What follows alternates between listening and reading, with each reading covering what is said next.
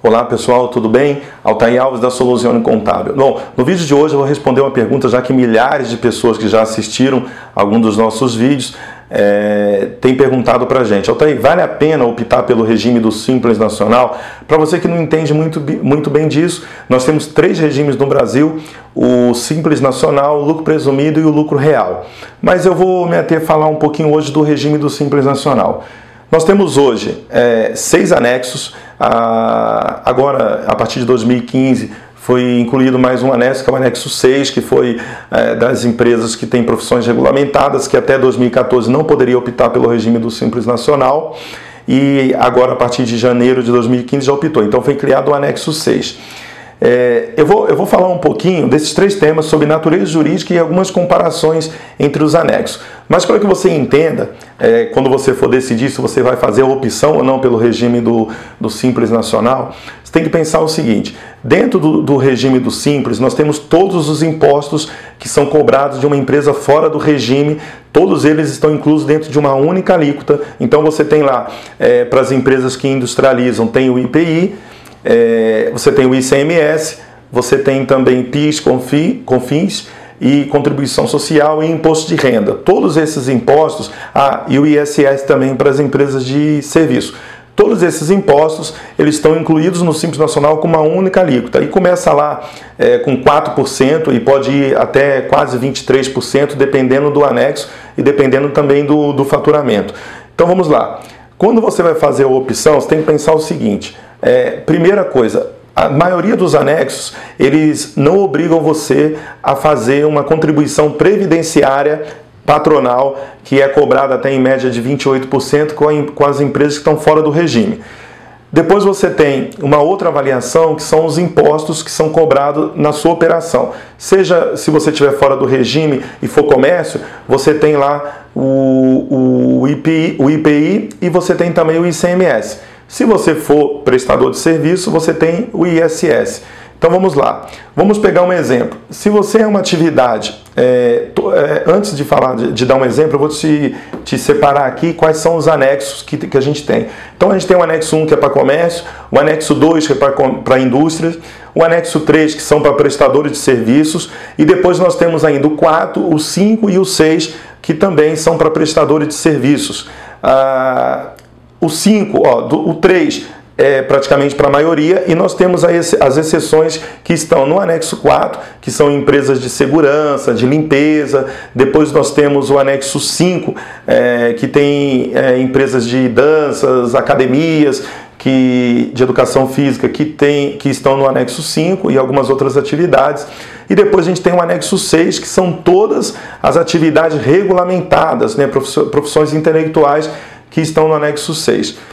De uma forma bem simples para você entender, se a gente pegar hoje e for olhar o prestador de serviços que está no anexo 6, no anexo 3, que é o anexo principal de serviço, você vai começar a tributar com 6%. Então, se você tributa com 6%, qual é a outra comparação que eu vou fazer isso inicialmente? Qual a outra comparação? Vou lá no lucro presumido. Quanto que uma empresa prestadora de serviço que está ligada ao anexo 3 pagaria no lucro presumido? Ela pagaria 11,33% mais o ISS, que pode variar de 2% a 5%. Então nós podemos entender que essa empresa, no lucro presumido, ela pagaria até 16,33%, olhando um faturamento aí mais ou menos de até 15 mil por mês. Então a gente consegue perceber que o Simples Nacional, nesse caso, seria mais vantajoso, porque ela pagaria 6%, não teria mais a parte patronal do INSS, e lá do outro lado ela pagaria 16,33% mais ainda a parte patronal do INSS. Então, nesse caso, para esse tipo de atividade, seria interessante ela optar pelo regime do Simples Nacional. Quando eu olho para outras empresas, como, por exemplo, profissão regulamentada, vamos pegar um exemplo do médico. O médico, se ele fosse no Simples Nacional, ele estaria ligado ao anexo 6, pagaria 16,93%, que é a alíquota inicial do anexo 6. Se eu comparar o médico no lucro presumido, ele pode pagar 11,33 mais o ISS, no caso de São Paulo aqui seria 2%.